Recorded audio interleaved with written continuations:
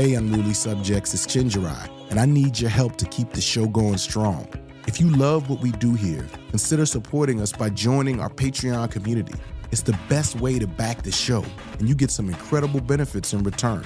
Membership starts at just $5 a month. I mean, there's nothing that cheap, at least in New York. And you immediately get ad-free episodes and exclusive premium episodes. That includes interview outtakes and other extras you ain't gonna hear anywhere else. But that's not all. You can access the Unruly chat and polls. When we have a live event, you're gonna get the pre-sale tickets and the merch. Oh my God, the merch. You know the merch is gonna be fly. And you receive invitations to our Q&A live streams and, my favorite, our annual exclusive hangout with me, the producers, and a special guest. So yo, come on people, join the Unruly mob. Visit patreon.com/Unruly Subjects. And thank you for making this show possible. Row Home Productions. Look, we have an old saying in the labor movement, a bad boss is the best organizer. Well, right now, we have in the White House one of the worst bosses in American history. I cannot tell you how critical the next 7 months are, and then all the way through January. So it's not even just November, the elections, but what happens after that. We don't know what they're going to do. And so we need to build the infrastructure to be ready to make things go down. If they mess with our elections, we need to make them pay. You know, what we're looking to do on this May Day is to bring some aspects of what Minnesota did. If we don't know our own neighbors, that was a huge lesson from Minnesota, right? They're like, you gotta just take the time to know your neighbors. We don't know the scheming they're gonna be doing, and we may need to be able to act, and those relationships need to be established now. Teacher, I think I'm confused and need a review of economics and civics. Is it kids in cages or single moms making poverty wages, anxiously waiting on paltry stimulus checks that are gridlocked like knees on George Floyd's neck? Is this really the land of the free and the home of the brave, where food deserts are rampant for descendants of slaves?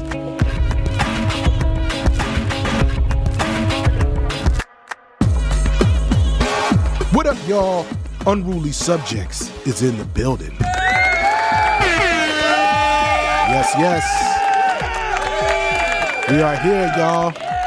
And I'm so excited because we're about to go into May Day. May Day is upon us. That's right. But before we get into today's show, I just want to ask your help with something. We want to know more about you, the people who are listening to Unruly Subjects. You know what I'm saying?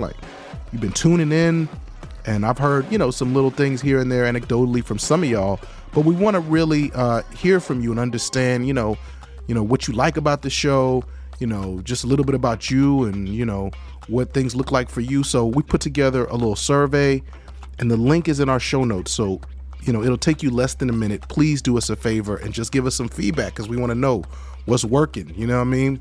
Somebody told me I had too many air horns. You know what I mean?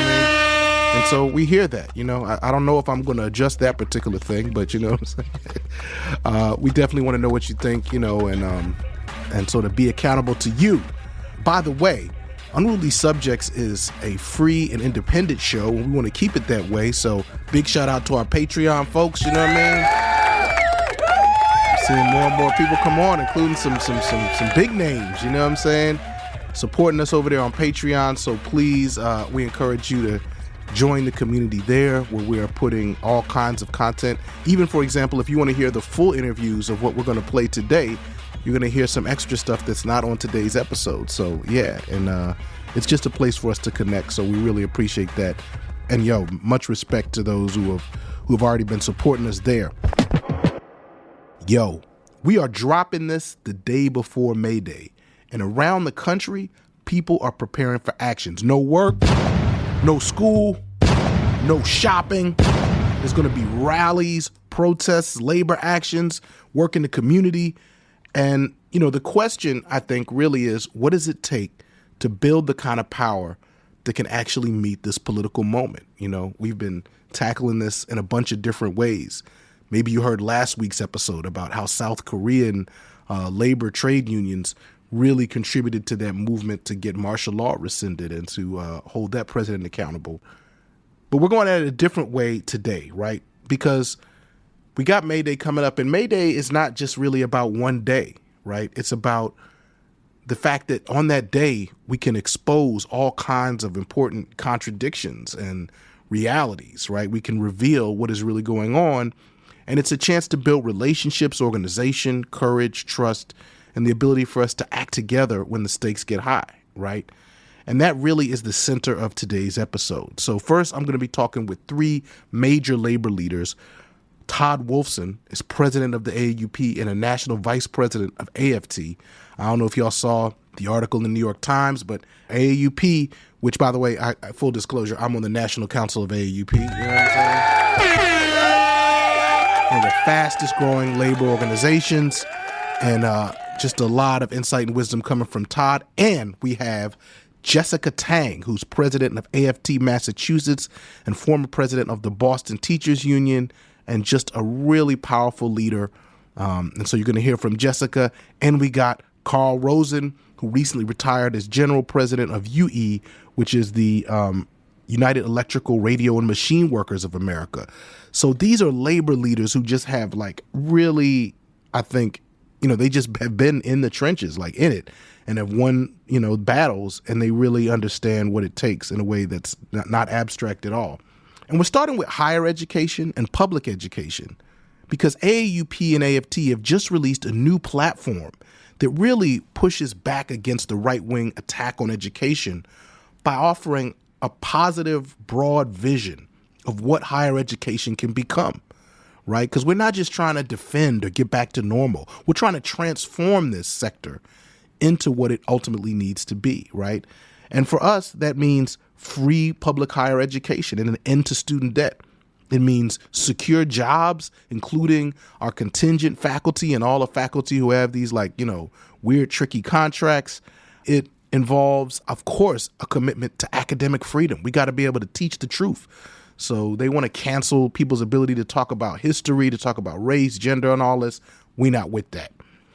Democratic governance, and of course, fully funded public institutions. And that includes funding, our healthcare and science and all these things we need that have been cut. And I think this fight is really important. You got to read the document that just lays out the pillars of this. And we're going to discuss it in this talk. But it really matters because right now, corporations and these tech oligarchs are still being sold to us as the promise of the future, that somehow we're going to get the world we want from these people, which is sort of amazing because you can see literally on display in front of you the way that they're hollowing out public life, right? Slashing jobs that people need, building destructive AI systems, collaborating with authoritarian politics and fascism. And at the same time, they're telling us that they're visionaries, right? One thing you're going to hear on that specific note in this interview is Todd Wolfson is going to talk about Palantir. He's going to mention it briefly. And what he's talking about is this recent 22-point manifesto that Alex Karp tweeted out connected to his book, The Technological Republic. Did y'all see that? It's we might have to actually devote a whole episode to this because it's a deeply disturbing document. It tries to double down on the need for hard power. And he talks about the sort of obligation of companies to make AI weapons. He wants to get rid of the voluntary nature of military service and make it bring back the draft or something like that. And then there's a lot of weird language about, American dominance and who's civilized. And apparently some cultures are superior while others are dysfunctional or regressive. So you know what that sounds like, right? And it's not just one tech leader being weird. First of all, a lot of these tech leaders think like this. And it's an authoritarian, militarized worldview that shows exactly why it has to be us, public institutions, labor power, people from communities making our voices heard through democratic processes. That's how we have to lead. But the question is, how do you build that? So in this first conversation, we're going to get right to that. Todd, Jessica, and Carl are going to talk about May Day as more than just symbolism. It's actually part of building that infrastructure that we're going to need to fight what's right in front of us now, and definitely to fight what might be coming with these elections, because there's all kinds of things, including things that we've covered on this show, that shows these folks want to mess with the elections, right? After that conversation, we're going to bring it more to the grassroots in North Carolina. So friend of the show, scholar, poet, Demetrius Noble is going to talk with Carla Harris, who's a public school teacher and organizer in Guilford County, North Carolina. And I just love how this conversation worked in this episode, because with the first interview, you're going to get the big labor strategy and frames, as well as, some concrete practical advice. But Carla really is going to show you what it looks like at the classroom door, right? She's going to talk about all the challenges that teachers are facing, whether it's underfunded schools, staff vacancies, the ability to buy basic supplies, all kinds of things. But she also talks about organizing in really practical terms. I mean, she just breaks it down, and it makes you feel like when you listen to Carla, talk about this, you feel like you can do it, which is exactly what we want. So I can't wait for you to hear both of these conversations. And at the end of the episode, Professor D. Noble is going to bless us with some of his poetry. And listen, I mean, when I tell you he's a powerful poet, you definitely want to stick around for that. All right, before we get to the interviews, 2 quick updates from here in New York. First, Mayor Zohran Mamdani vetoed Intro 175B, which is the controversial so-called NYPD buffer zone bill around educational facilities. Yes. I wish he had vetoed both bills. It was another bill that sort of gave the NYPD more leeway to protest around houses of worship. But I gotta say, I want to thank the mayor for doing the right thing on 175B. This bill would not have created real safety. It would have expanded police power, right? Restricted protests and made it easier to treat students, workers, and community organizing as a security threat. And, listen, anybody who knows, if you've listened to Empire City or if you were paying attention during the encampments, I mean, the NYPD just went like apeshit and, in the most violent ways on peaceful protests, and all around New York at educational institutions. And there's no way that can become the norm or condoned. In fact, what we need is accountability for that. Anyway, thank you to Mayor Mamdani, and also thank you to everybody on City Council who took principled stances against this bill. And I gotta say, this fight might not be over.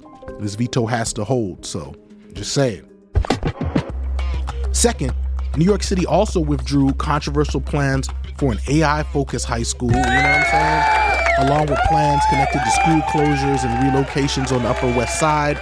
And once again, that happened because families, students, educators, and community members pushed back. And look, we made it clear that these decisions about school and technology and students' futures can't just be rushed through. And I think you can start to see the themes here, right? Like whether we're talking about an AI school or an NYPD police buffer zone bill, attacks on higher education, public school vouchers in North Carolina, or how people are rising up on May Day, the real question is who gets to govern public life? Is it going to be the tech CEOs, the police departments, the billionaires, the private interests? Or is it going to be us, workers, students, parents, teachers, communities? And so that's where we're starting today. Our first interview is with Todd Wolfson, Jessica Tang, and Carl Rosen. And here it is. All right. Unruly Subjects. Y'all already know. We're here, you know what I mean? Thank you for joining us. What we wanted to do on the show today is we wanted to bring together 3 labor leaders from different organizing contexts to talk about something that I think a lot of us are really hungry to understand right now. If you're fed up with authoritarian politics, these attacks on public institutions, and this, squeezing, narrowing, choking of democratic life, what does real power building actually look like, right? Not just like protests as expression, because I see a lot of y'all out there, people be hating on the No Kings. Well, they're just out there. Not just politics as expression, though, right? We're talking about what does it mean to actually, do the slower work of building the kind of power that can shut shit down and that can move history. And look, the folks I got for y'all today, folks, oh my God, I can't wait for you to hear from them. So first of all, Todd Wolfson, my comrade, is the president of the AAUP and the national vice president of AFT. He's also been a key leader in academic labor organizing at Rutgers, where he helped lead the university's first ever multi-union wall-to-wall strike. Alongside that organizing work, he's just a thinker when it comes to, justice and power. and a writer on labor, media, and social movements. Give it up for my homie, Todd Wolfson. You know what I mean? Yo. First, Todd, how you doing, bro? You I'm all right, okay. man? You know what I mean? It's that time of year. I'm looking for some sunlight and a nice summer, and I'm looking for May Day. May Day is going to fire me up. I know that's right. All right, next up, we got Jessica Tang is president of AFT Massachusetts, former president of the Boston Teachers Union. She's a longtime educator and labor organizer whose work has connected union fights, public education, and broader struggles for justice. She brings deep experience in building power, both inside unions and then in coalition with communities that schools are supposed to serve, which is just such key work. And I've been in a couple of movement spaces with Jessica, and I'm telling you, she's a force, y'all. You know what I'm saying? Welcome, Jessica Tang. Thank you so much. I'm happy to be here. All right. And last but definitely not least, we got Carl Rosen, who recently retired as general president of UE after more than 40 years in the union. His organizing background stretches from shop floor fights and contract campaigns to broader coalition work and labor movement strategy. Like everybody on this call, he comes out of a tradition of militant democratic unionism and brings a really deep perspective on what it takes to build durable worker power. Welcome, Carl. You know what I mean? How you doing, Carl? What's going on? I'm doing great. Thanks for having me here. Happy to be here and happy to see people getting in motion to turn this country around. Folks, let me tell y'all, if y'all understood the way that these folks are really pushing our unions, building our labor movement, and helping some of these really established organizations to move in a right direction.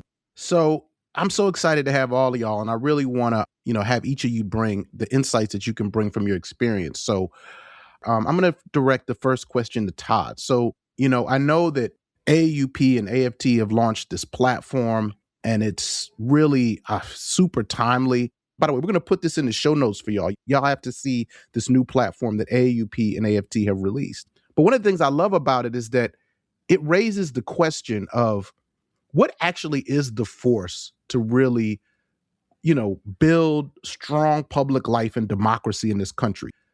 So I just want to know, why did y'all launch this platform right now? Yeah, I love that question. Let me just say this. If somebody's going to say to us that Palantir, which came out with its 22 kind of theses on the future of the world, which wraps up fascism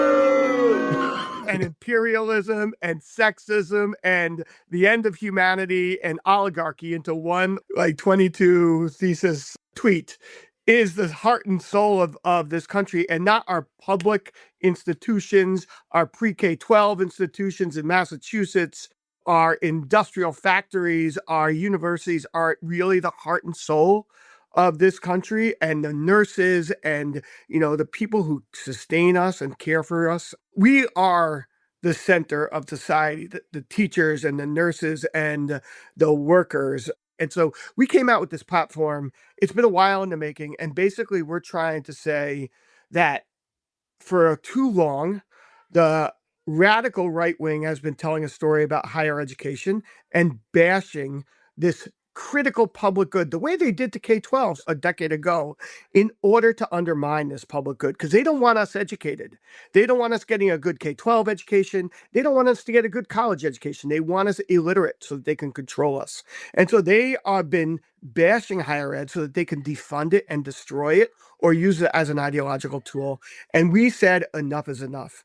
If they're going to tell this story about higher ed, we have to tell our story. And so our story is about why higher ed is engine of this economy. It is a way that kids get a leg up when they're trying to find a job. It's the reason that we have good healthcare. We don't have good healthcare, but we have good healthcare innovation in this country. It is a foundation of democracy. And that all the technologies, even the crazy AI we don't love that we're all talking about right now, most of it started in our universities, right? And so we are saying their story is wrong. So the platform is meant to say, hey, these are the things we need. We need a free public higher ed system, like most of the industrialized nations, not just free pre-K We need free early childcare, we need free pre-K through 12, and we need free higher ed. And so that's the core foundational principle. But alongside that, we need work with dignity, an end to adjunctification and contingent jobs. We need kids not to leave school with debt. So we need to end debt and have debt-free pathways, even in our private institutions. We need a fully funded biomedical research infrastructure. We need fully funded HBCUs, tribal colleges and universities, MSIs, and we need a commitment to academic freedom, freedom of speech, freedom of expression, freedom of protest for our students without kids getting abducted off the street because of an op-ed. And we need democratic governance of our institutions. So that's the vision of the platform. And we're releasing it now. We want to get some hype in May Day, but May Day is going to be about worker power. But it really is meant to guide us over the next 6 months when we're fighting for the future of this democracy. So we're not just saying no to fascism, but we're saying yes to our public institutions. And so it's meant to guide certainly my members in AUP and AFT members. How do we engage in elections and fight against the fascist turn, but also have our members say yes. Yes, we want free public higher ed. Yes, we want to end to contingency. And so that's what it's about. No, I love this. And I like this piece that you're saying that, because there's some people when they see the kind of action that's going to happen on this powerful day, and don't get it twisted, May 1st is going to be a powerful day. Some people are like, well, what does one day do? But what you're saying is that might be an entry point, for a lot of people. But you can connect with this vision to something that is going to be ongoing, an ongoing positive vision. Jessica, I just want to, bring you into this now. You have all kinds of organizing experience, but I know you have a lot of experience organizing in the K through 12 sector. Help us understand, from your perspective, like, what do you see in this platform, in the pillars, why it's important, what political problems it's trying to solve? Sure. I mean, so you mentioned the word pillars, and it's funny because I feel like, 2 years ago, if you're like, we got to take down the pillars, people would be like, what are you talking about? What pillars, right? And so, over the last year, we've taken, a lot of us, I think, collectively together have taken a deep dive into understanding this moment and like, what is authoritarianism? Why do we need to be taking actions right now? How do we defeat authoritarianism? And so, listening to Todd, it's true. Like, there's an authoritarian playbook, and coming after public education, coming after unions, coming after higher ed, that's all part of the playbook. So is trying to take over the media, trying to take over the judicial branch, trying to take over, the military and have federal law enforcement overreach, right? We've seen that with ICE. And we as a civil society have to fight back if we're going to win back our democracy. So that's the purpose of all this in May Day, right? Is we are trying to exercise our power in civil society and also really challenge, I think, labor unions to be a part of the resistance. At the end of the day, they rely on all the workers. And if all the workers are like, actually, no, we're not going to cooperate with you, and we're not going to let the corporations decide for us what's going to happen to our autonomy, our free thinking, our government, then we can take back that pillar and have it stand up democracy instead of the authoritarian who is trying to take over all of the different pillars. Again, whether it's military, the economy, business, media, even the faith-based pillars, right? They're trying to claim Christianity. And, Right. There's a fight back too of faith-based leaders now who are like, actually, your Christianity is not really Christianity, right? Right. I remember being like really jarred when I saw like the statistics. It's actually kind of scary when there's democratic backsliding. Historically, like if there's no civil resistance movement, like you have like a 17% chance of like winning back your democracy.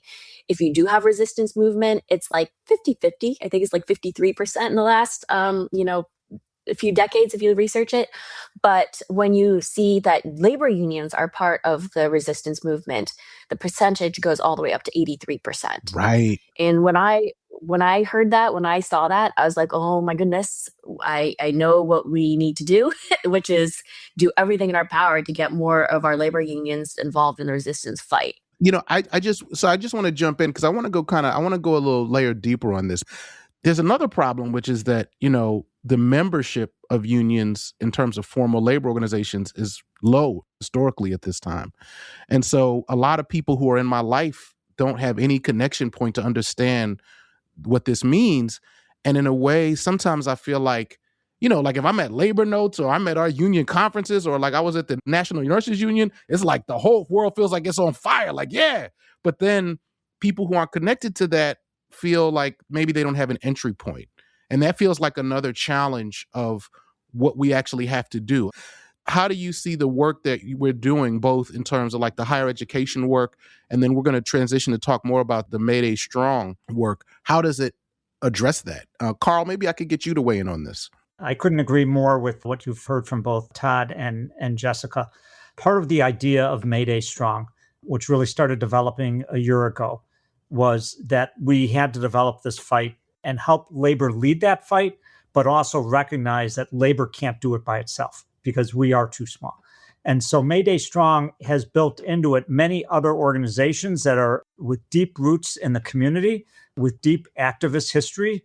And we have also convened with other organizations out of the civil rights movement, out of the immigrant rights movement, women's rights movement, voting rights organizations, a whole range of organizations that are invested in these same fights with us. And what's also been really empowering through this is that organizations, many of whom have over the years not necessarily gotten along that well together, in part because of the nature of how nonprofit organizations are funded. They're kept in competition to some extent. They have grants that start and then stop, and everybody's always worried about all those things. People have put all of that aside and said, we are in an existential fight here. We are in a fight here to see if we are going to be able to continue to fight for anything, or are we going to have all of our rights to stand up and be counted, taken away from us, whether it's at the voting booth, whether it's in peaceful protests or any of that. So we're going to put aside any turf battles, and we're going to find ways to work together. And look, we have an old saying in the labor movement, a bad boss is the best organizer. Well, right now, we have in the White House one of the worst bosses in American history, literally as a boss, but also as thinking he's boss of the country right now. And so it's forcing the rest of us to get organized. And that's what we're doing through Mayday Strong. But it's really critical what we're facing here. And, our assessment is they're going to try and make a power grab come November because they can't win a free election. We have to be prepared for what's going to happen this fall. And this is back to the pillars that Jessica was talking about. Our assessment is we have to put the pressure on in November to make sure that they can't get away with that. And what power responds to is a demand, but it's a demand that is backed up by the ability to make the cost of not meeting that demand higher than the cost of agreeing to it. Yeah, I think it's real. I think that, we're going to have to be strategic, and it's clear that we're going to have to escalate in ways that are smart, though. Todd, have you seen similar moments where you feel like you've seen some moments where folks are coming together across some of these divisions? And what about this election thing, man? I mean, how do we get in shape to address this? There's so many different areas that they've been trying to kind of like essentially stop the voting power that they know is coming for them. I mean, what do you think? First of all, I just want to say what an honor it is to be with Jessica and Carl, who are just two of the best. Yes. But also, keep on May Day for a minute, it's a day in itself. But also, we don't, as Carl has said this, we don't know what those people in the White House, I could use all sorts of names. I'm controlling myself here. Good company. We don't know what they're going to do. And so we need to build the infrastructure to be ready to make things go down if they screw with our democracy, which they already have. But if they mess with our elections, we need to make them pay. And what we mean by that is, I think, and I'll just say it, something like a general strike has to happen. Everybody has to be out in the streets if they fuck with those elections, and we have to not work, not shop, and not go to school until we win. And so, to me, it's like also building the infrastructure, building the relationships that facilitate what we have to be ready for. There's things about May Day that are just about May Day and building that radical militant tradition we need to rebuild in this country. But to me, it's also like we don't know what we're going to look at in October, and we don't know the scheming they're going to be doing, and we may need to be able to act, and those relationships need to be established now. And just to your question about coming together, what I'm really excited about is higher ed workers. Faculty have never actually been seen as the most militant, fiery bunch. Now, students, yes, at times in our history, importantly, but not faculty. But what I want to see in May Day and moving forward is that higher ed shows, and that's when we talk about higher ed, what we really mean here is faculty, tweed and not tweed, adjuncts struggling to survive, folks also at community colleges, but also our staff who do all sorts of work, professional support work, counseling work, grounds, dining, service, bus, along with our students, which traditionally both K-12 students or high school students and college students are the heart and blood of resistance in this country, that we come together and show that we are one of the leading forces demanding social change in this country. A true social democracy, real fighting back against their anti-democratic turn. And so that's what I'm super excited about to see in May Day. Yeah, no, I love it. See, Todd is the president, of a union, and when you hold these roles, you gotta be a little disciplined. But see, I be wanting to bring out like football Todd. I see how Todd is when he's watching the Eagle game. I'm like, that's the Todd we need to win, to beat fascism. I want Jessica to jump in because one of the things I wanted to ask you, in addition to anything that's coming up for you, is one part of your work that's really powerful, and we've seen this across, movements with educators, is that when those movements are most strong, they forge really powerful connections with the community, and they break down those walls that our opponents have built up between us. And they really are thinking about, and the community recognizes, oh, you're fighting for us. And we see that in these pillars, but what does that work need to look like? Help us get into the nitty gritty of what it looks like. Cause it ain't all about grabbing the bullhorn, and just shouting what you think. It's about actually much more other kinds of relations that we have to build. So yeah, I'm curious what you think. Yeah, I totally agree with you. I think we in unions, truthfully, in the labor movement, got a little complacent and we stopped organizing. And we've really got to get back to our organizing roots. We've been talking about May Day. And I think, as a history social studies teacher, I'm always like, talking about the history. Well, let's talk about why May Day exists in the first place, right? Why do we have International Workers' Day? And we take for granted so many things that unions fought for, even like the 8-hour workday, right? People died going on strike, fighting for an 8-hour workday. And since then, we've gotten like the weekend, we've got, child labor laws, we've got all the collective bargaining rights. And when we were at our greatest density, which just means like there was a high percentage of union membership in the 50s, then the corporations passed laws to try to restrict and make it harder for people to organize into a union, right? But at the end of the day, and so there's that history is important, right? There was greatest wealth inequality after those laws were passed. And we had less inequality when unions had higher density. So this is all correlated. But I think the important thing to learn from the history, right, is the power of organizing. I live in Massachusetts. You look at what happened with the Lowell mill workers or Lawrence Bread and Roses. Tell us what happened. We need to know. I want to hear you tell the bread. I love the bread and roses story, but you know what I mean? But I just tell it in terms of like, I just talk about the part where the women was throwing pepper out of their dresses at the police, but there's more to it than that. Well, I love all of that. It's an incredible history, right? It's like all these young women who were from different countries, who were speaking different languages, and in classic, oppression, the overseers were trying to divide them all. And we're like, oh, they'll never be able to work together because we're going to have them compete against each other, right? But they were all living in these terrible conditions. And they were able to, despite their differences and the language barriers, come together in the strike and fight for better pay and better work conditions. And, to not only be able to feed their children and have bread, but also roses, meaning, other things that people are deserving of as well. And that's, I think, that history, even the farm workers, right? Same thing. We've had a whole fallout and reckoning with Cesar Chavez, but it's an opportunity to also retell that story. Because it was never about just one individual. It was actually Filipino workers who called the Great Strike in first place, and they came together with the Mexican workers. Prior to that, there were also Japanese workers that refused to be divided from Mexican workers. And that history of people being able to find common ground and work together and organize together, with the fundamental building block, though, of just building relationships and talking to each other and seeing what their common cause is, and not letting other people try to divide us or have each other compete against each other.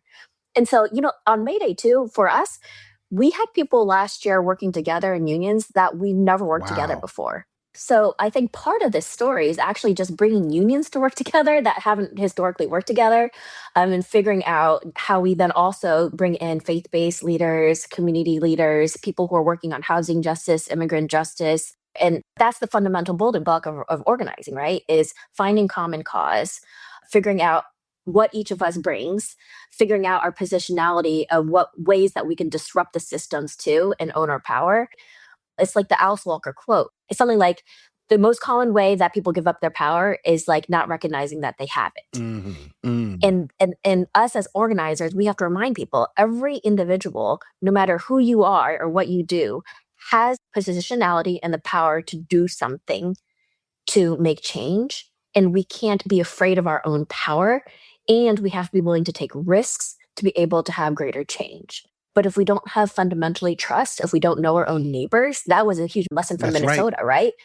Is they're like, you got to just take the time to know your neighbors. And when you know, and then when you build those networks and connections, then we can, get into all those other, like the channels for coordinating actions, and then also using or leveraging all the different assets that everybody brings to the table. Right. I would like to pick up on a couple things that Jessica had to say.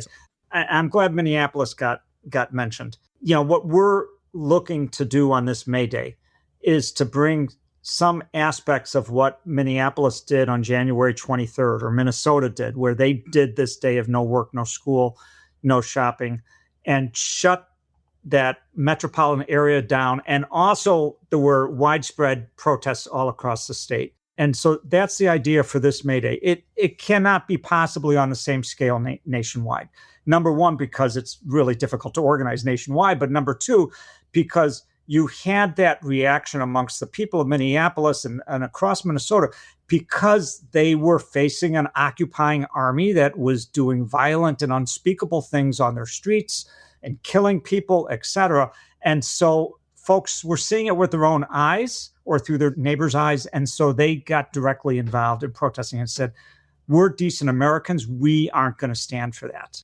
I would posit that if people see Trump sending in military forces to stop the counting of ballots in November, we are going to get that same level of anger across the American people and have a reaction nationwide to that extent. But it needs structure. It needs organizing. And that's the other point about Minneapolis. That didn't happen overnight. That's right. There had been deep organizing and deep relationship building between labor and community for a lengthy period, but in particular from this past summer up until when they had to start taking action in January. And they were ready to move. So that's part of the other idea of building this and why it's important to build these coalitions coming into May Day. Yeah. And I just want to jump in and say, like, what I think people have to understand, and y'all tell me what you think about this, is that if we're really going to be ready to turn people out as necessary, both not just to the elections, because I don't think anybody who thinks we're going to actually defeat this without winning some elections. Elections are not everything, but we're going to have to win some, for one.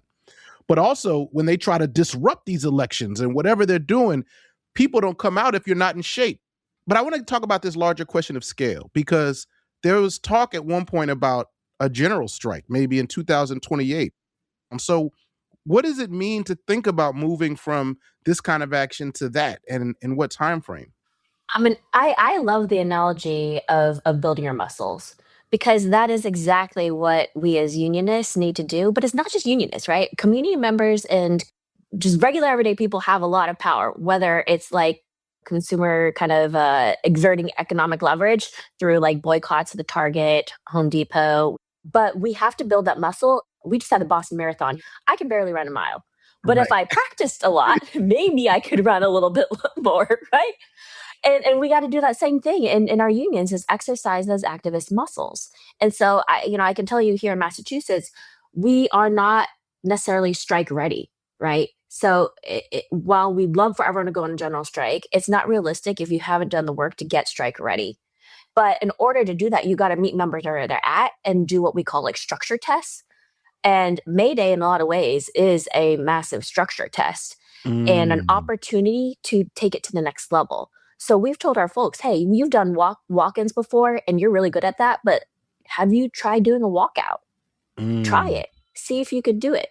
If you've already done this one thing, what is the thing that you haven't done before that you can try to practice that muscle and start strengthening, so that when it gets to that point in November where we do need to actually take more drastic action if they try to steal elections, if they don't seat people who are duly elected, et cetera, that we've already been exercising those muscles so that we're better prepared to actually take those more courageous actions. And it doesn't always have to be everyone all at once.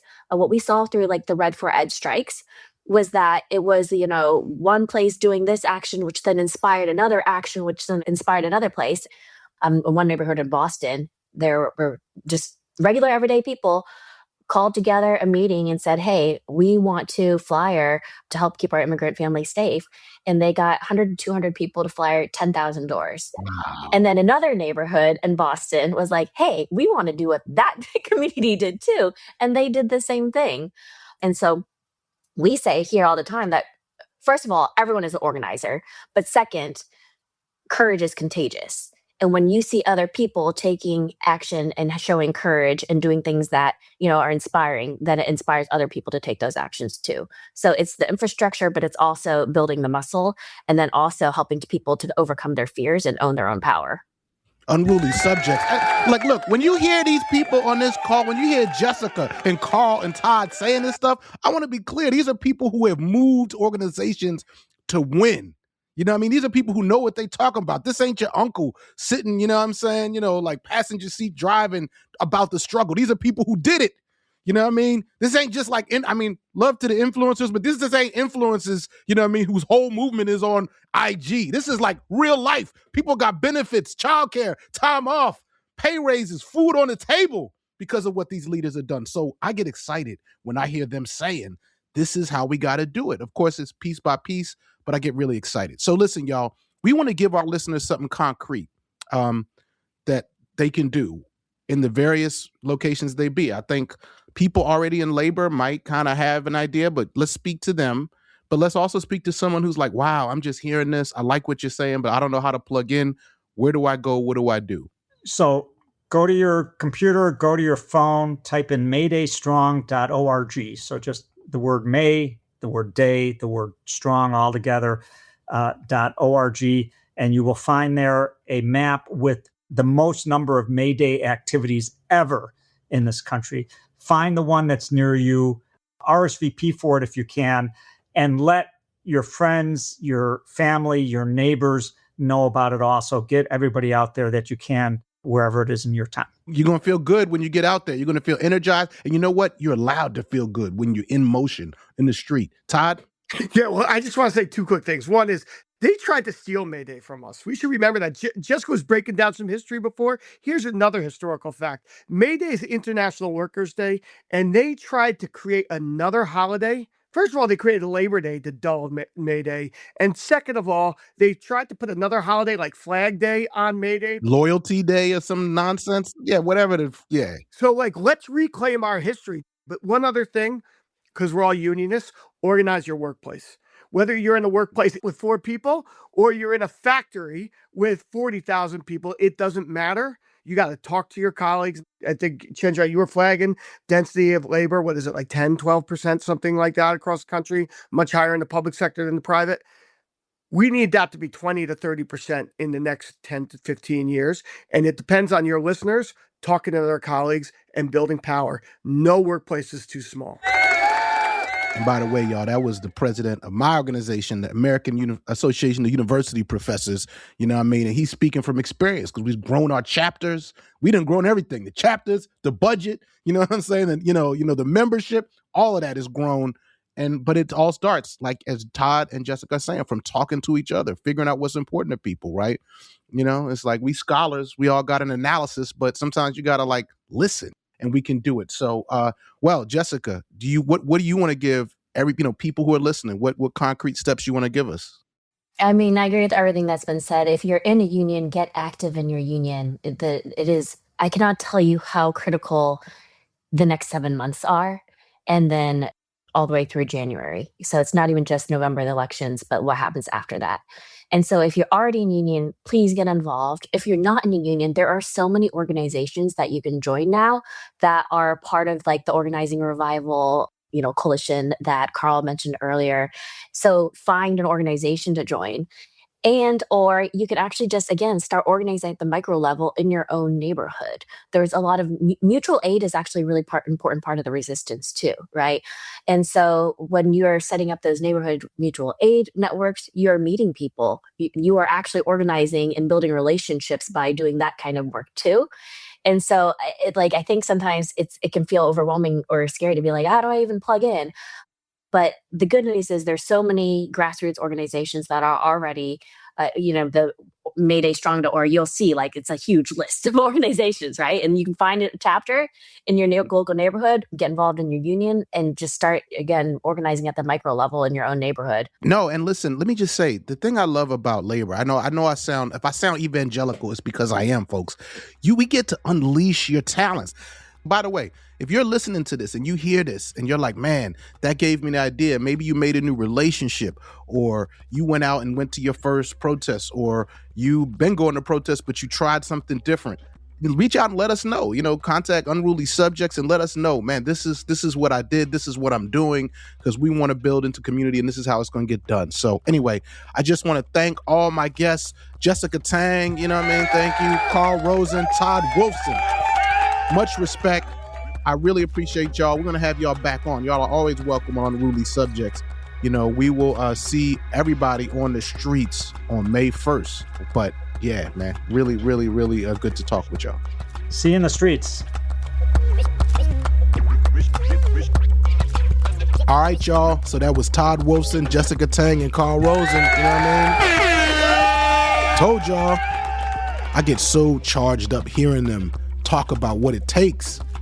And listen, one thing I really want to pull out of that conversation is that it's important for us to have a broader vision and understand things like the pillars that are in our, platform. But power is not built in the abstract, right? It's built through organizations, relationships, planning, and practice.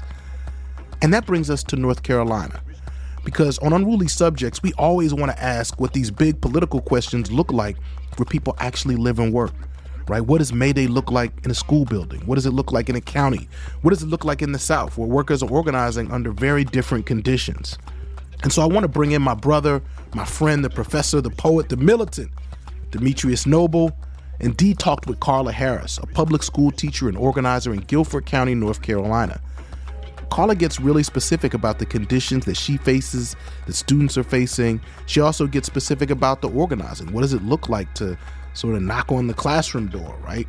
The conversations with your coworkers and the slow work of helping people see that they don't have to face these conditions alone.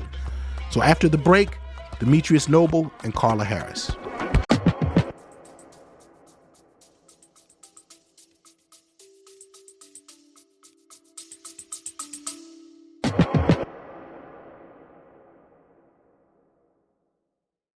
This episode of Unruly Subjects is brought to you by Haymarket Books, which has loads of great left-wing titles, perfect for listeners like you. And one that I know you're going to feel is The Extended Universe, How Disney Killed the Movies and Took Over the World by Vicky Osterweil. A provocative history of Disney's rise to cultural dominance, The Extended Universe pulls skeletons from the corporate closet to decode the political messages hidden in all your favorite childhood movies. In The Extended Universe, Vicky Osterweil takes us on a quest to discover how Disney's Imagineers have made it impossible to reflect on the wonders of growing up without thinking of Disney's movies, amusement parks, and merchandising. Drawing on extensive interviews with filmmakers, screenwriters, union organizers, and Disney adults alike, Osterweil unearths reactionary political commitments and maleficent legal maneuvers so cartoonishly evil they would make one of Walt's own animated villains blush. As Natasha Leonard puts it, Osterwile is the brilliant, generous, and revolutionary guide we need to rethink cultural production today and kill the mouse inside our heads. Find the extended universe at haymarketbooks.org, where all hardcover books are 10% off every day.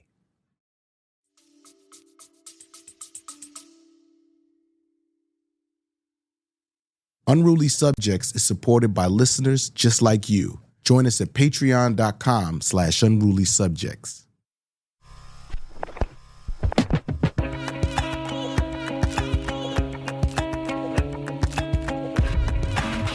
All right, Unruly Subjects.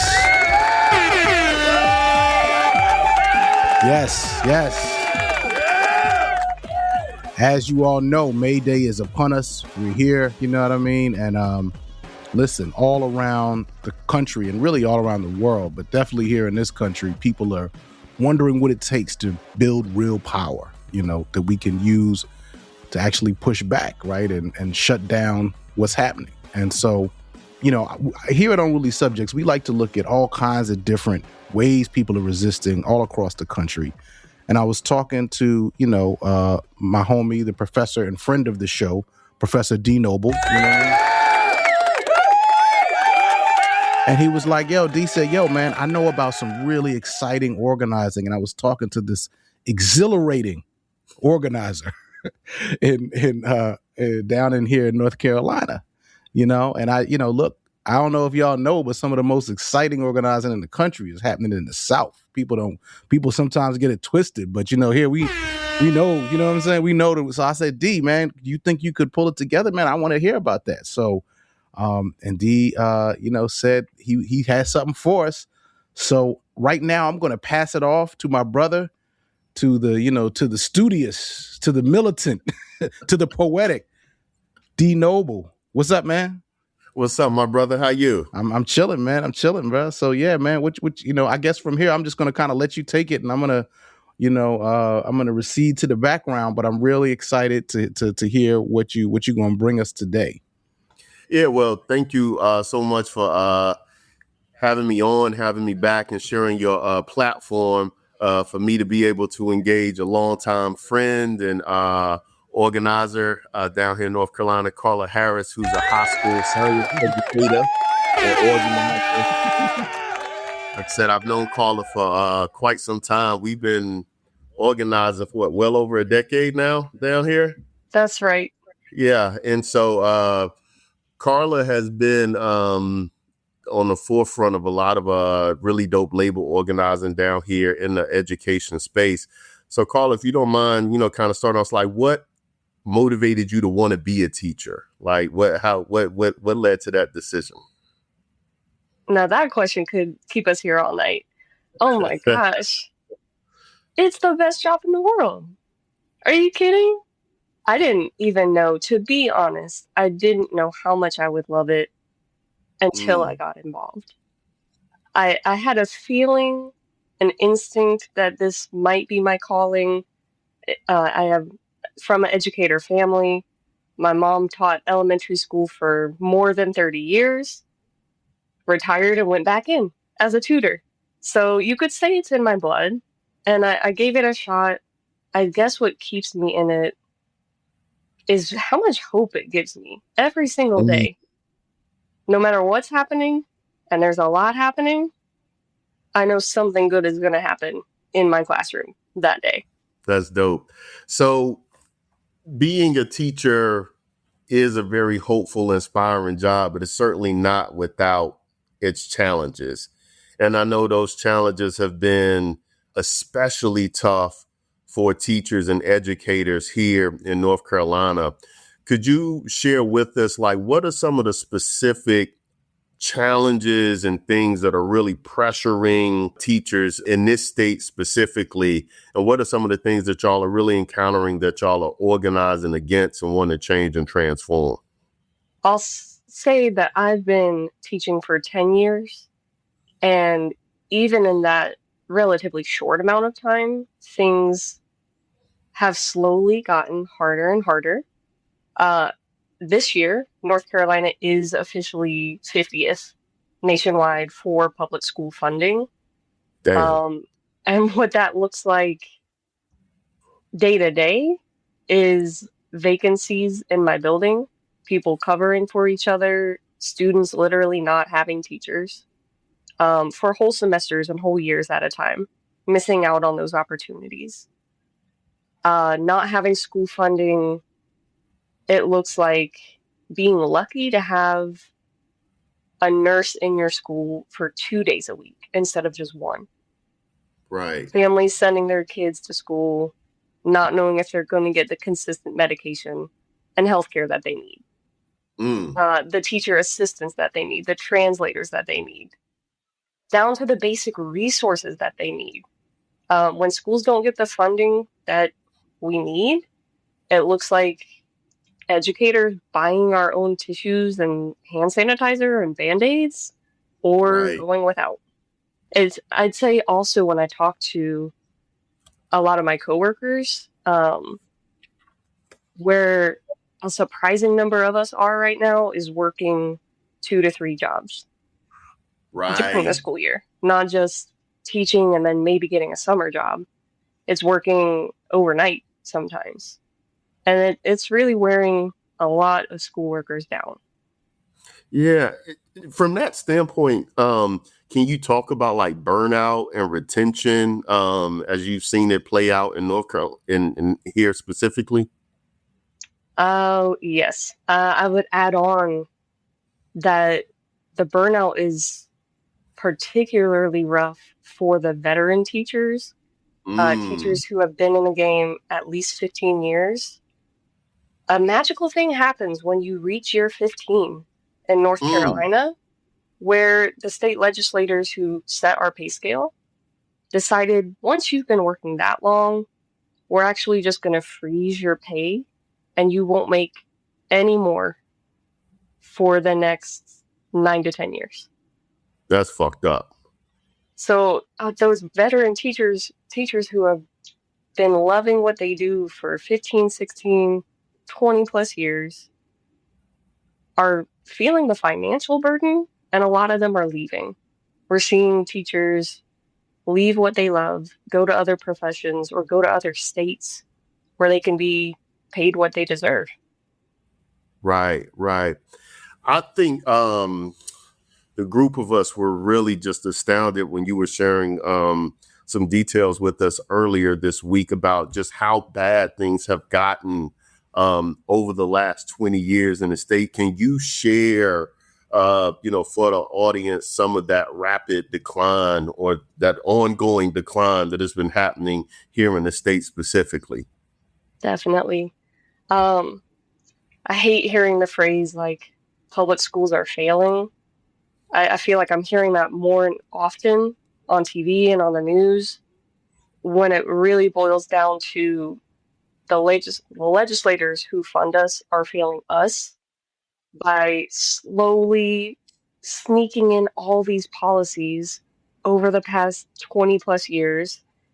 Things like any teacher who started after 2021 will not receive retirement health benefits when they need it most. So why would you go into the profession? Right. In 2014, they cut off additional pay for having a master's degree. So why would anyone become a more qualified educator if you won't earn more? Right. It's all these very intentional, sneaky things that have added up for the past 20 years to get us where we are today.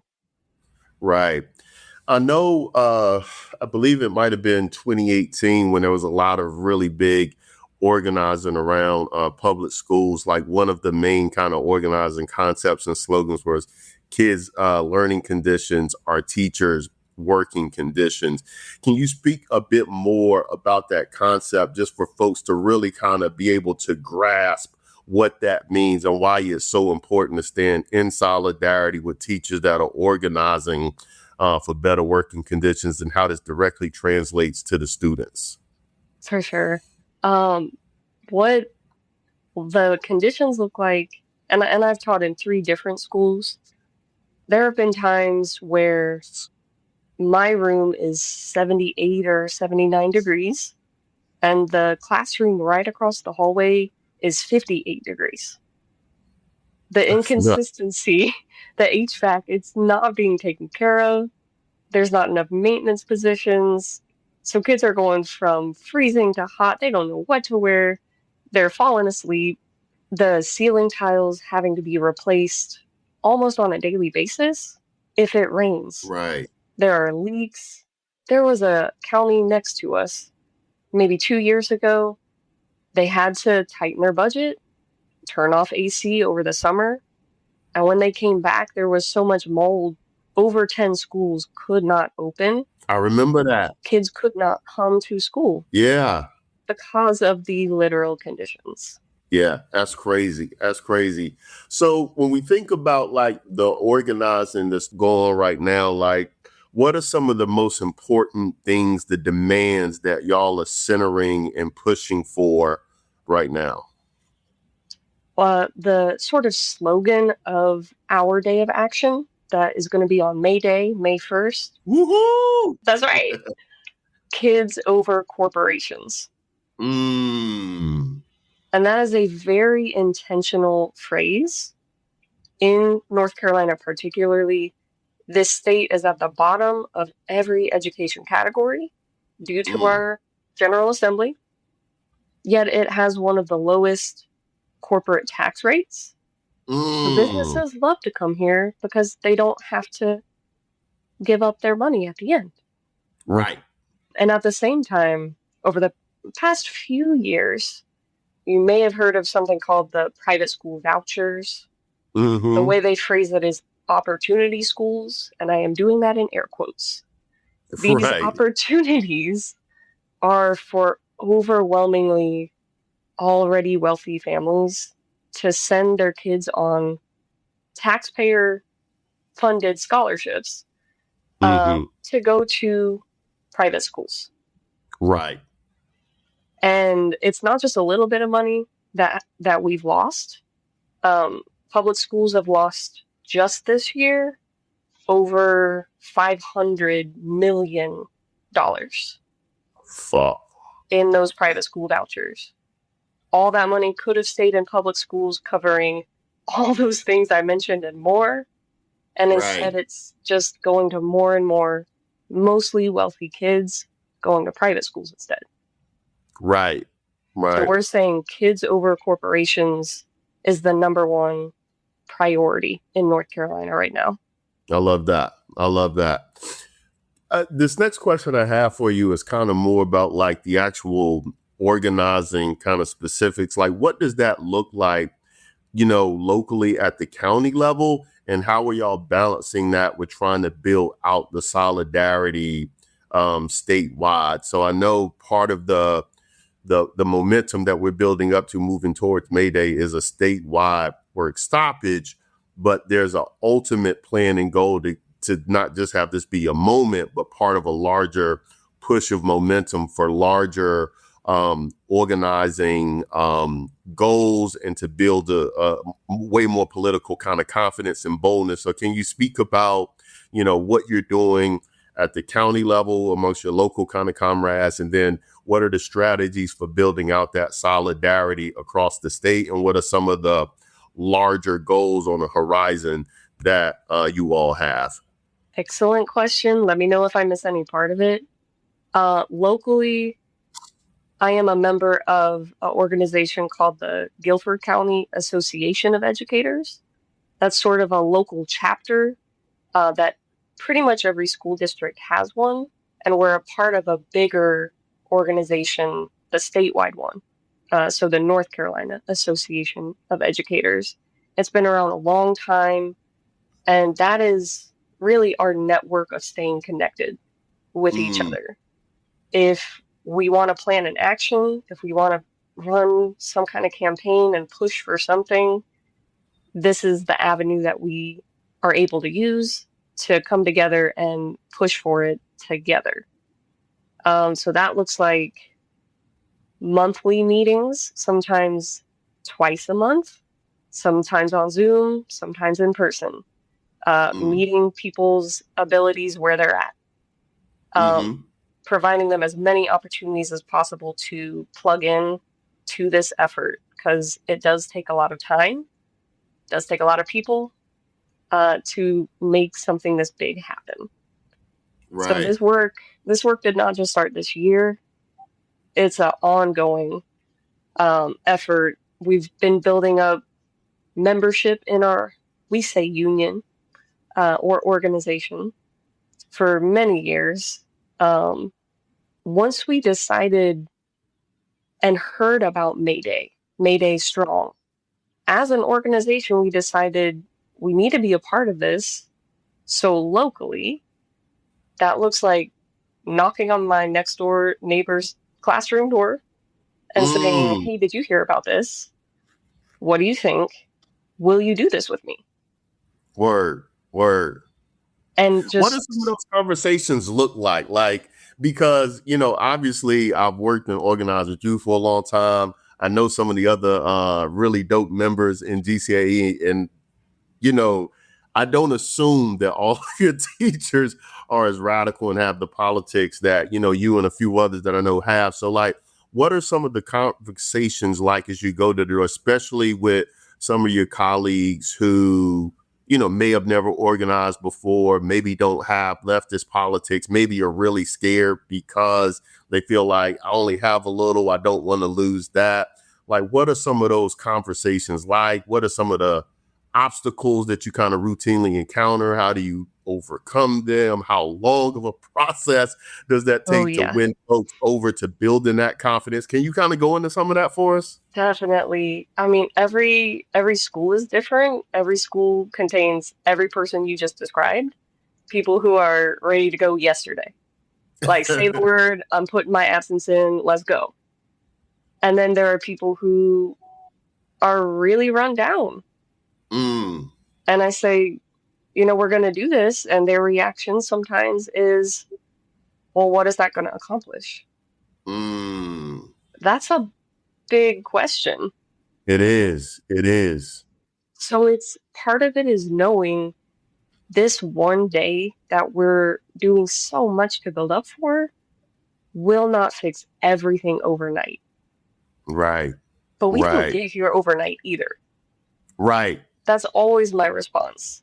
If we got to start somewhere, and this is a big somewhere. It is. And it'd be even stronger if you come do it with us. Word. And, they might have to sleep on it, but most of the time, I find that people find hope and strength in just trying something. And especially a tried and true strategy that feels really empowering. Right. We can do nothing and nothing changes, or we can try this and maybe it shifts just a little bit more in our direction. Word.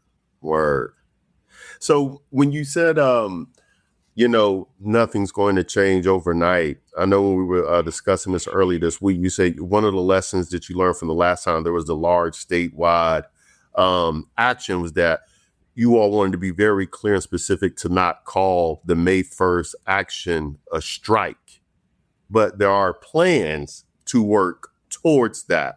So can you speak a bit more about what the lessons learned were and why you wanted to make sure that you all didn't have the May Day action, the upcoming May 1st action classified as a strike, but what are the plans and considerations towards an actual strike moving forward? And how do you work towards that? How do you build towards that? Can you speak on that? I do feel like a lot of my educator friends and coworkers, we want to go on strike, not just because it looks really fun, but and hard, because it is so effective. In so many other work sectors we see, in nursing, in acting, in truck drivers, all these other unions officially calling strikes and winning some really big things. Right. And so educators want to do that, but there are a lot of barriers still in North Carolina and in organizing in the South. Right. For the legal side of it, we don't have collective bargaining anymore. We haven't for many decades. But we don't want that to stop us. And that means, bargaining with your employer for them to meet your demands, setting your contract. We can't do that. So instead, we want to focus on, okay, well, what can we do? Our power lies in deciding to do things together. And one of those things can be calling out of work. Word. Forcing the schools to close, getting the attention of people in the Capitol to try to force them to do the right thing. So will that happen in one day? No. Will this get their attention? Definitely. Will it be on people's minds in a few months when they're potentially going to re-elect some of these people? Well, maybe they'll start thinking maybe they shouldn't. Who else could I elect that would invest in public schools, that would choose to support kids? Right. So this is one step along the way, and we know it's not the end. I think ultimately we do want to build an official union, and we want to win back those collective bargaining rights for the big picture long term. Absolutely. Tell us about like the strategy in terms of like how the districts are winning, like the pressure and building the momentum to get various districts to shut down on May 1st. So I believe like there's been a dozen or maybe more districts that have already called, cancel school for May 1st. Can you tell us like how that goes? Like what are the strategies and tactics that you all have done to force the districts to do that? I love how each district is a little bit different. So I'll try to hit on the ones that I know of. Mostly what happens is that school employees put in an absence into their system. The district sees that, substitutes see it, a couple of those spots can be filled. But when 200, 300, 700 absences are rolling in the same county, there's not that. There's no way. There's no way that you can leave schools open that day. That is how counties are being forced to close down. It's not a board of ed saying, let's support teachers and close schools for the day to make it easy on them. Right.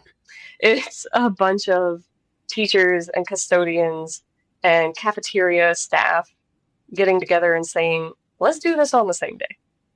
Right. And isn't there like a magic number you all found that was enough to like generally kind of overwhelm the county and the district where they had to force, like, if we got this number, then they're generally not going to be able to continue business as usual? Yeah, it is very much a numbers game. That's different in every district, but in our district specifically, we didn't even have to put the days in. We just committed to doing it. And that was enough for our board to say, you know what, we actually don't want that much negative attention. Like, let's just go ahead and do this before the story gets too big. Well, how about that? So just the threat. Almost 800 commitments. Yeah, just the threat of it. Wow. That's dope. That's powerful. That's very powerful. So when we think about building out, towards a larger strike, as you mentioned, that's hard. It's scary.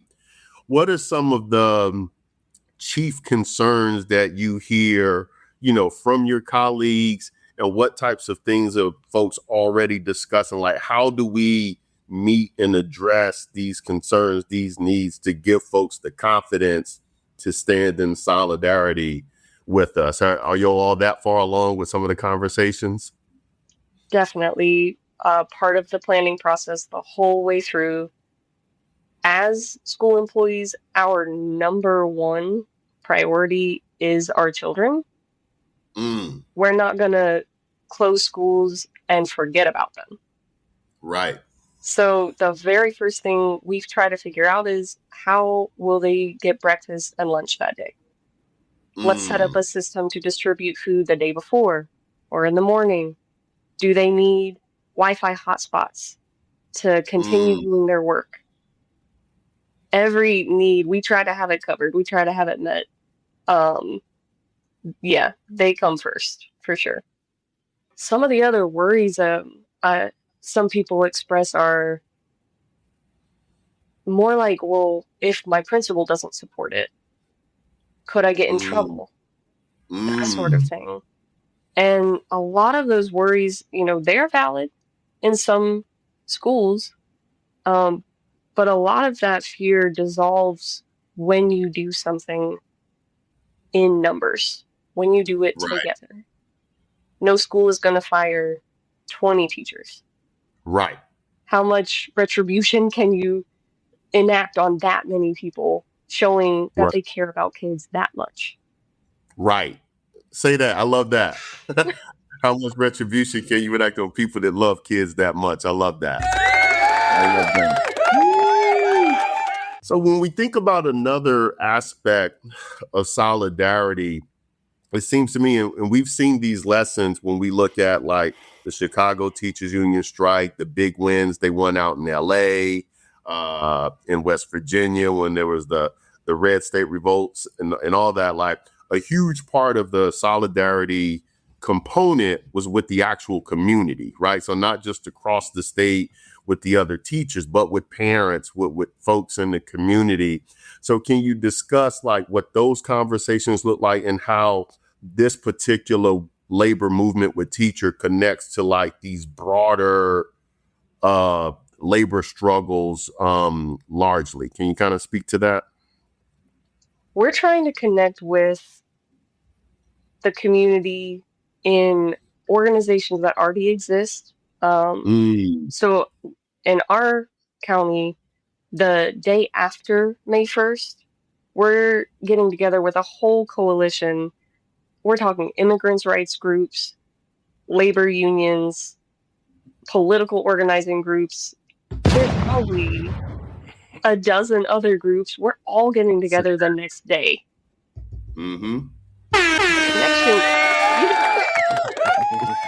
You don't have to create the connections. They already exist. Everybody in those communities and in those groups probably has a kid who goes to public school or who went to public school. It's a very easy way to connect with people. And I think people recognize that investing in kids and in their education, that directly affects all of us. That is our future. That's our society growing up. So even if they don't have kids, most people want to support what we're doing. Right. And I love the point that you're making that like these networks already exist. So when you think about like the action, as you mentioned it, like this coming up the day after May Day on May 2nd, here locally, a huge part of that coalition is what things that we've been building out over the years with the Fight the Right coalition and networks and groups that we've been organizing with, that now the GCAE and the teachers are able to not just plug into, because y'all already been a part of it, but leverage in this new kind of revitalized labor struggle. So I just think that's like dope, and that's such a salient point. Like when you're already out doing the work, the comrades are there and people are ready to step in and help, forge that solidarity and uplift as needed. I think that's a really great point. Right. That makes me think too how any group you just mentioned, when their struggles start amping up, now, okay, the educators are ready to have your back too. Like to us, that is what solidarity really is. It's recognizing the connections and being there for each other, whether it's you being directly affected or indirectly. Like we're all going to help each other through however we can.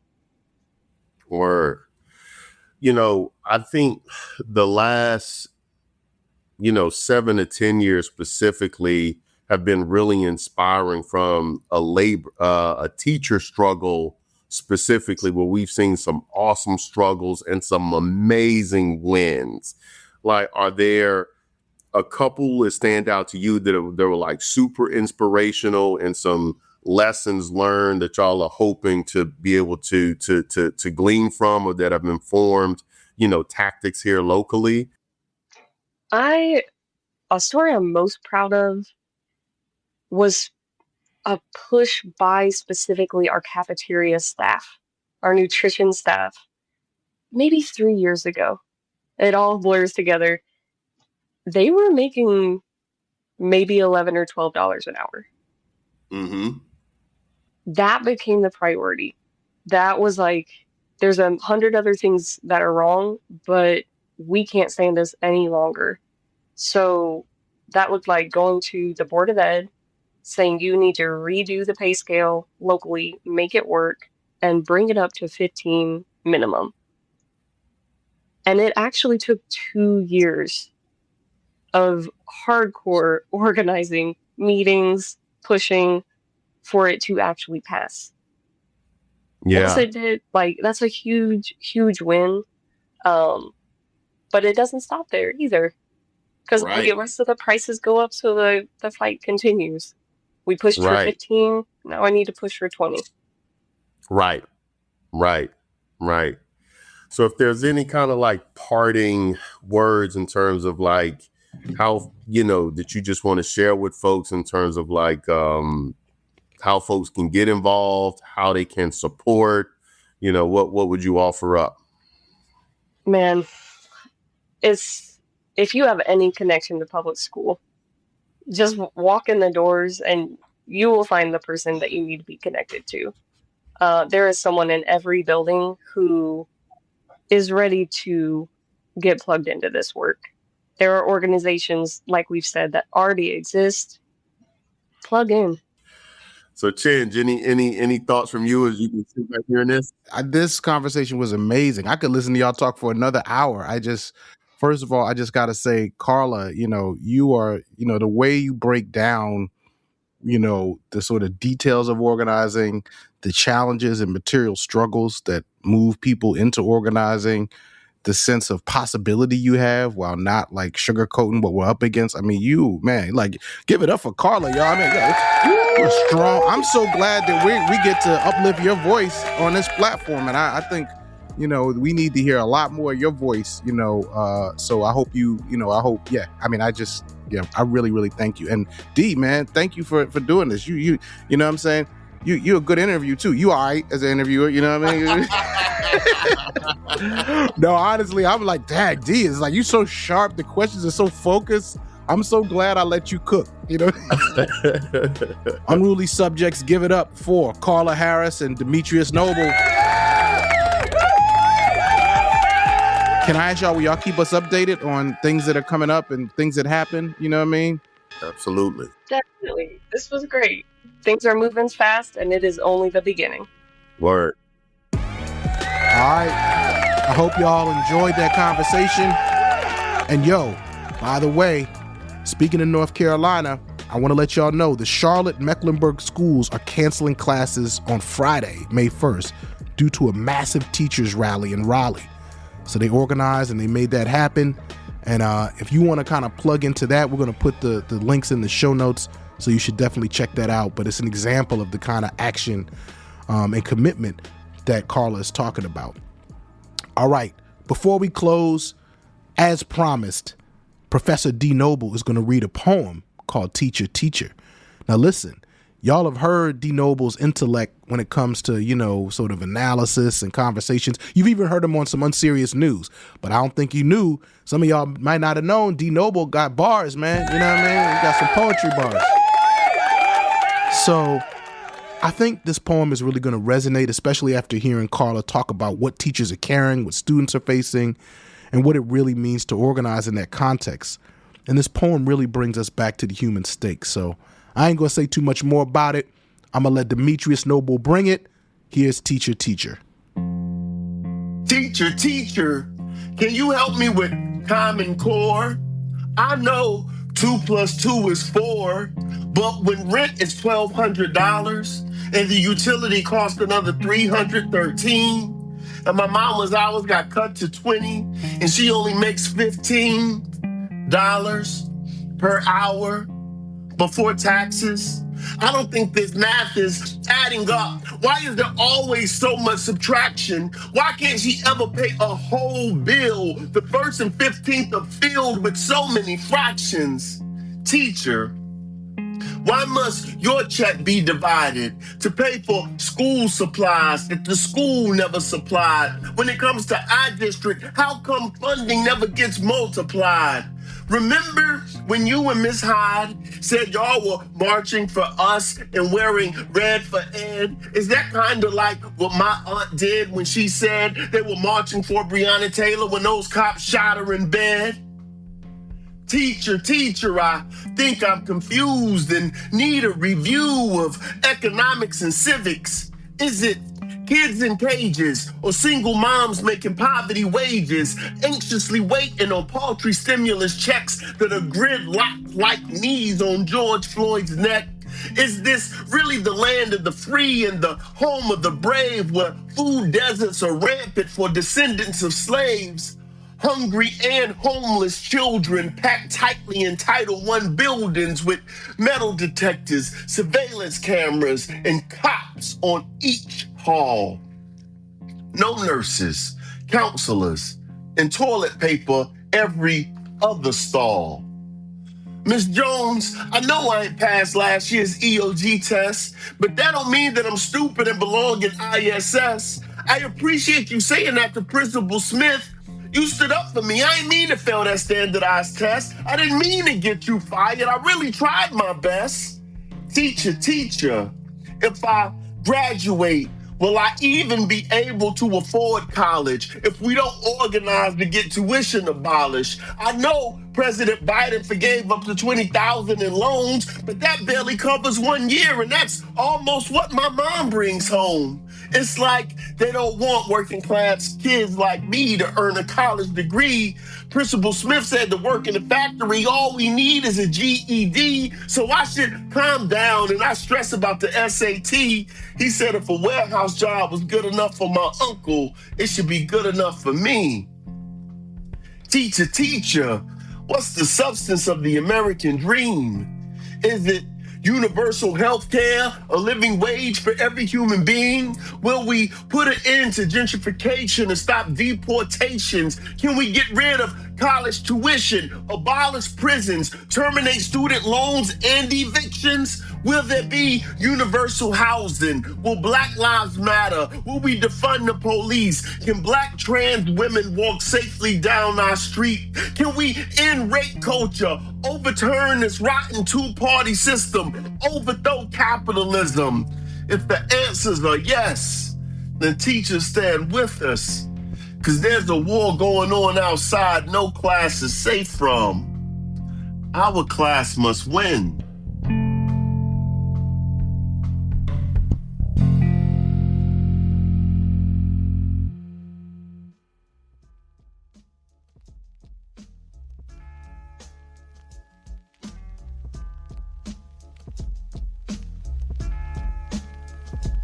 Unruly Subjects is produced in partnership with Rohome Productions. Proud of Rohome. Alex Lewis is Rohome's creative director. John Myers is Rohome's executive producer. Big thanks to Danya Abdel Hamid for helping us with the show. And big shout out to Natalie Parrott, who helped us pull the show together once again this week. Thank you, Natalie. Big shout out to my wife, Sadaka, to my daughter, Inyola, and shout out to my assistant, Carissa. And a major shout out to our guest this week, Todd Wolfson, you know what I'm saying? Jessica Tang, Carl Rosen. Also, I got to give a big shout out to Professor D. Noble and Carla Harris. Thank you for a really insightful interview. Our theme music was composed by Axel Kakutier. Alex Tatusian made our tile art. Make sure you subscribe to Unruly Subjects wherever you get your podcasts. And if you're enjoying Unruly Subjects, go ahead and leave us a review, wherever you get podcasts, Apple or somewhere else, and tell everybody about the show if you liked it. We're trying to spread the good word here, Also, Unruly Subjects is now on YouTube, So if it's easier for you to go to YouTube, please go subscribe. Either way, just go subscribe. You know what I'm saying? And, you never know what I might throw up there as well. So we'll see. You can follow the show on Instagram at Unruly Subjects Pod. My personal Instagram is at Chenjerai. And did you hear our episode from last week with Mick Young-Roo? It's called When the President Declares Martial Law, What We Can Learn from South Korea's Struggle to Defeat an Authoritarian Turn. That one is, you definitely want to hear that one. And so, yes, and we'll be back with more next week. Peace.